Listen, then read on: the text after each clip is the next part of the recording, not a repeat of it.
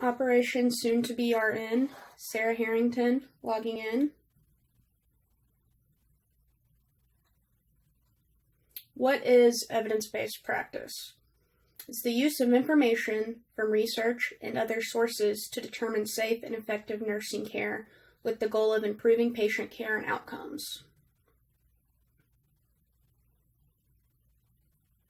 There are 7 steps of evidence-based practice. You want to cultivate a spirit of inquiry, ask a clinical question in the PICO format, search for the most relevant evidence, critically appraise the evidence you gather, integrate all evidence you gather, evaluate the outcomes of practice, decisions, or changes using evidence, and then you want to share the outcomes with others.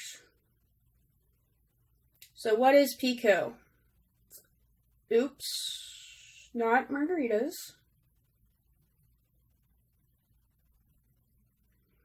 PICO. You determine the patient population of interest.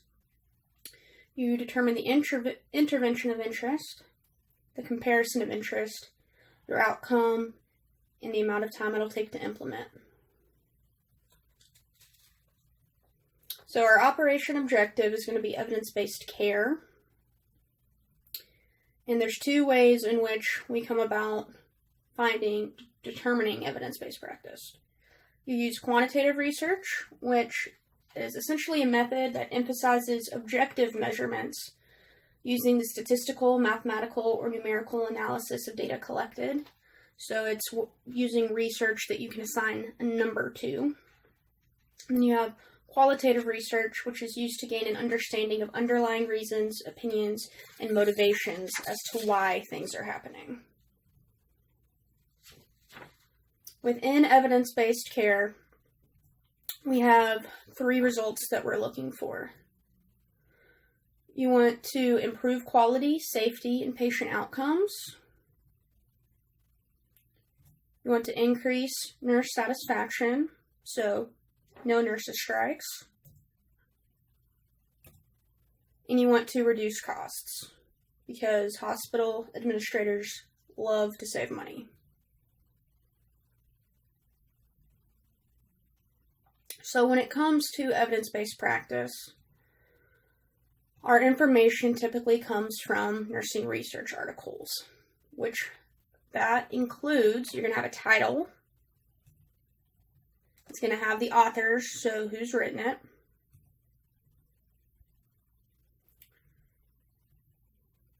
Within the article, you're going to have the abstract, so it's essentially a short summary.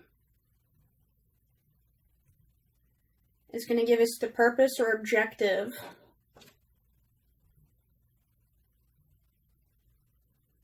It's going to give you the introduction or background to the research. So that'll be background information on the subject and then also previous research for that study.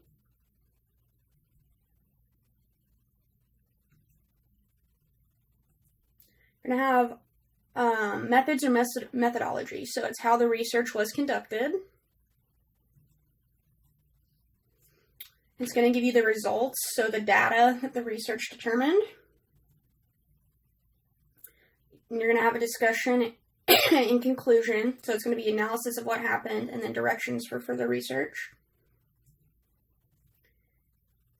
And then lastly, it's going to give you your references, so other articles used by the researchers, and even if you don't understand this reference, you're welcome.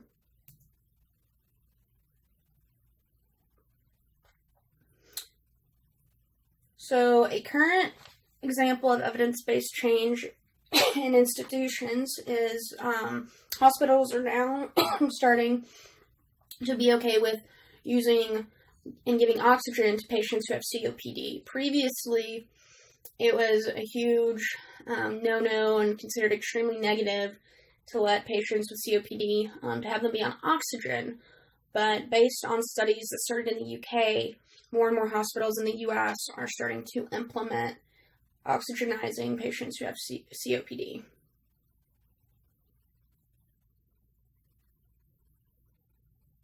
There is the link to my research article, which will also be attached in the comment. And as far as Operation Collaborators, these are the references that were used.